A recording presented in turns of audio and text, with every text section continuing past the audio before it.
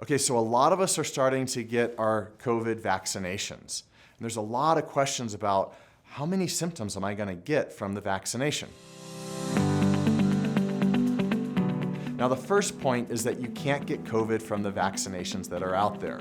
They're mRNA and you just can't get COVID from it. It's not possible. But you can start to feel a little bit run down as if you are coming down with something with the vaccinations. And it seems to be that the second dose of the vaccination, you have more symptoms than the first dose. And that all kind of makes sense. So let me give you a couple of tips that I did for my vaccination that seemed to help. Number one, I ate a normal meal before I got the shot. So I didn't go in there hungry and uncomfortable and all that stuff. Two, I drank enough water, and I make sure I drank enough water for the entire day so that I was well hydrated.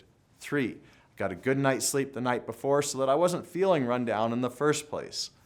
Four, I showed up 15 minutes early to my appointment because I don't know about you, but when I'm late for something, my stress goes up, and I don't want to be stressed when I'm getting a vaccination. I want it to be cool, calm, collected, relaxed, and so that the people delivering it can stay on time.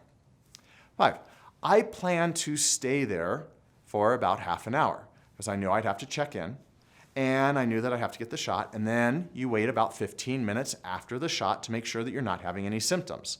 So please give yourself at least half an hour, perhaps 45 minutes, because if you have an appointment that you have to rush off to later, that's going to raise your stress and anxiety, and nobody benefits from that.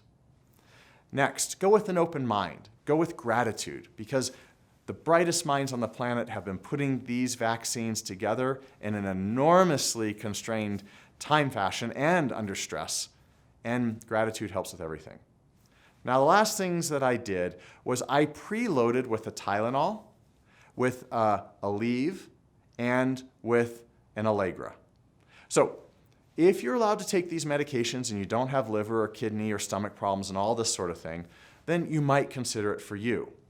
And I kept up on those 3 medications for 48 hours. So Tylenol, because it helps with pain.